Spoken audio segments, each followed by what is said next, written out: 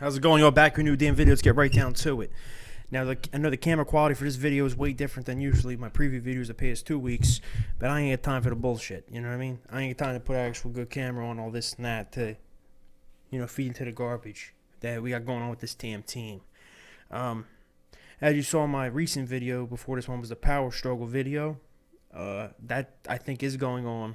We'll see with that, but you hear so many things that are going on throughout the weeks. Like a reporter asked Doug Peterson a question about Carson Wentz's struggles or what's up with his shortcomings, and he says, "Oh, well, that's a very good question." I'm like, okay, and then he throws the one out there that we all hate. A guy asks, "Why is Carson Wentz missing these easy passes?" Doug Peterson's going to say, "Have you ever played quarterback in the NFL?" Like, no one likes to hear that. Nobody. Like, when a running back does bad. "You ever played running back in the NFL?" Like, no, dude, shut up, dude. Shut up, really.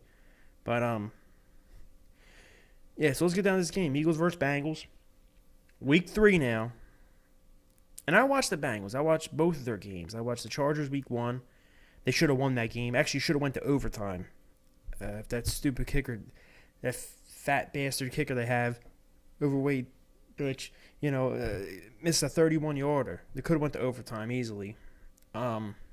With that. Just bullshit, But but Joe Burrow, the rookie, out of LSU, number 1 overall pick, has played phenomenal, in my opinion, the past 2 games. And a lot of people are saying, well, he's dinking and dunking, or he's doing that. Look at the talent around him. Do you think he's able to just stretch the field? Or look at his offensive line. I think he's able to just stand in the pocket and able to get throws off? No, he has to get rid of the ball quickly. He's playing the game smart. Instead of a guy who, he knows his talent. He knows he's a beast. He knows, I can just shred it down the field. But no, he knows the what he's dealing with, the talent around him in terms of wide receiver-wise and tight end-wise, and his O-line shaky. I got to get rid of it. Boom, boom, boom. And then here and there, I'll throw bombs. You know what I mean? But they're overworking them. You look at week 1, they won that game. Week 1 they lost, But they should have won. It was like fourth quarter, 2 minutes left, or a minute and 40 left. He marched them downfield. Do. And he really started opening it up. In that fourth quarter with 1 minute and 40 minutes left, he started throwing him 10-yard passes, 15-yard passes. He was really getting it going. It was like, wow, okay. And I loved him coming out of college. Like, loved him.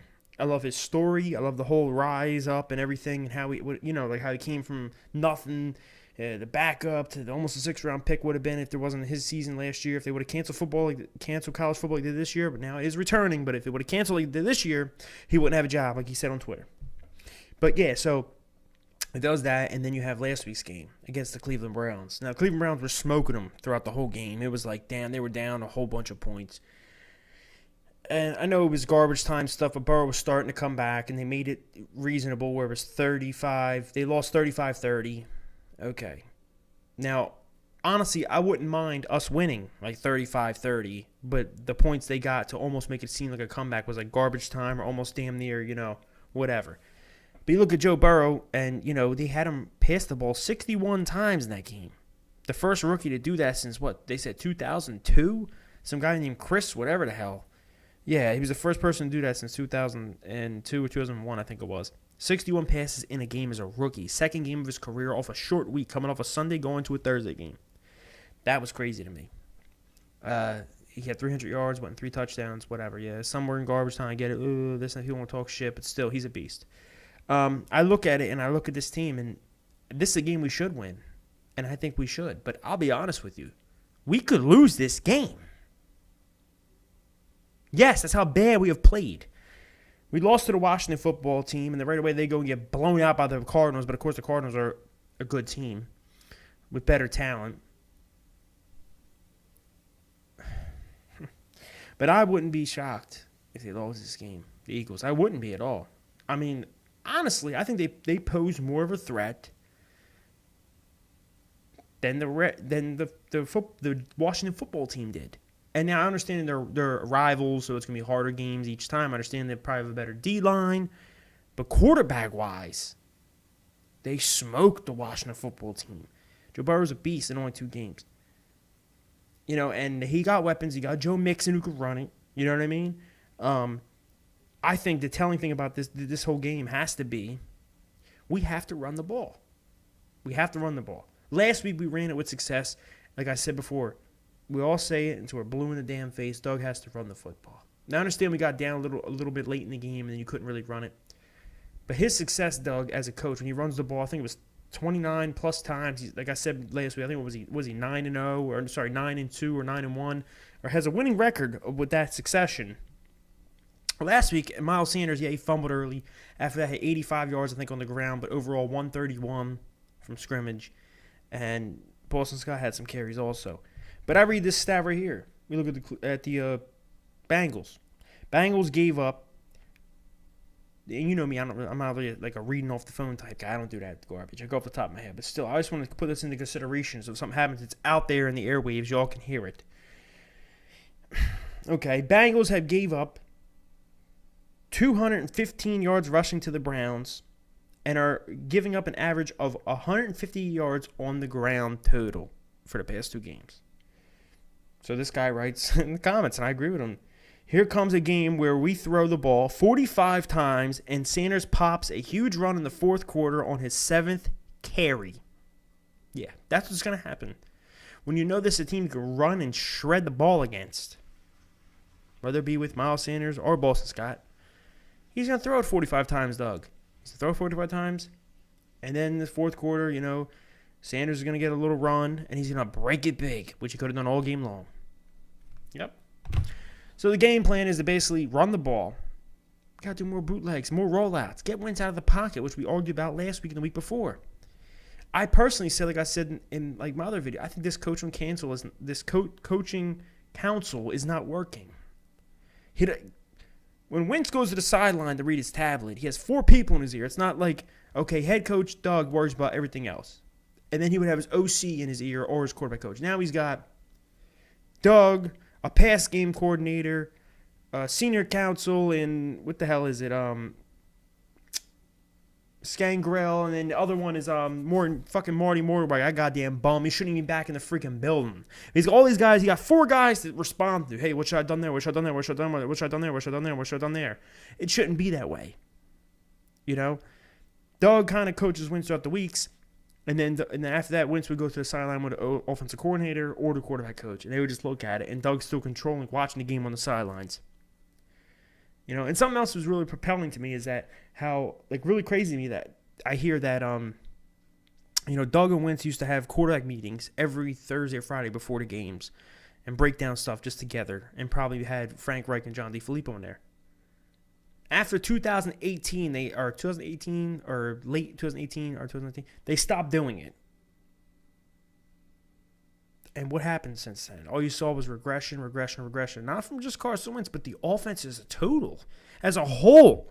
Wentz still performed, but the offense still didn't look good. So why in the first 2 years you do these meetings each week, and then boom, we're doing good? 2016 and then 2017 especially, and they're just done with the meeting. I understand he's a more grown quarterback now, and he's not like a rookie or anything, so you don't need the meetings. But still, that's just weird to me. And I look at the Bengals also. Let's get back to this. Bengals, their secondary is not trash. I mean, yeah, they gave up a big bomb to Odell. There should have been 3 bombs, 3 maybe TDs to him. There was a few holding calls that did not get called, which was stupid. They do give up a lot of pass interference calls, which I'm going to get to. That if we want to go deep or do certain plays, we should just do it to them. If they give up a lot in that Browns game, that's what I saw. They were giving it up left and right. They were so scared of Odell or whoever he was throwing the ball to. They were just getting these calls. Pass interference. You know what I mean? So I see that. So that's their side of the ball. Now, their defensive line's still good, but it's not as good as it was in years prior. But on this O-line, who's going to show up and how's it going to show up, we'll see. The game plan is just to run the ball on the offense, do bootleg rollouts here and there off the play action, hit the open targets, and just keep it smooth, simple. Don't get too vanilla like Doug's been doing, and get out there with a win. And if you want to bomb it here and there and let loose, do it. That's it. But if you saw the Browns game, do the bootleg to the play action. Do the play action bootleg or the play action from under center to the bomb downfield. Don't do it out of the shotgun and all that bullshit. That's just my take on the game, honestly. I feel our defensive line should ball out since the Bengals' offensive line is so bad. Our defensive line should get after Joe Burrow. If he thought the Browns thing was bad, ours guys should be after him like white on rice, should be on his ass. But that's what we're thinking, right? But none of this shit has happened. Should have happened against the Redskins. It kind of did a little. Sorry, the football team. Yeah, it kind of did. Last week, kind of did. It should be tuned up. And Jim Schwartz needs to come up with a better defensive game plan. I mean, I look at our linebackers, and if the Bengals and Browns game, you saw the top one. I seen one tight end at least get a touchdown. That was the one little like kind of a bomb, but like 30, 40 yard pass to the end zone by Joe Burrow to the tight end. I can't remember his damn name, but whatever. If they want to attack the tight ends, they can all day long because our linebackers are trash, especially when Nathan Gary's covering these bums. So when Nathan Gary's covering guys, they become all elites, all hogs. So if they want to do that, they can do that and win. But I mean, do that and score points and just move their offense all day long. You know, and this guy also comes from Sean McVay's coaching tree. Was it Zach Taylor? So he could tell McVay, hey, what'd you guys do? Boom, boom, boom, and just rip us up. But I think we should win this game, but I don't think we're going to. I mean, I hope we do. I think we're coming in with more pressure than the Bengals. The Bengals are already expected to suck all season long. Us is different. We expect to be good, compete with everyone.